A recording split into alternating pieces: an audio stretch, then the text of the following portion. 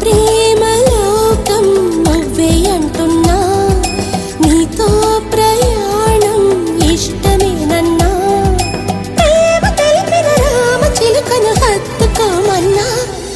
చెప్పాలనుంది చిన్న మాటైనా, ఆగనంది దాగనంది లోలోన, ఇన్నాళ్ళ నుండి ఉన్న మాటైనా, ఇప్పుడేగా చెప్పమంది ప్రేమైనా.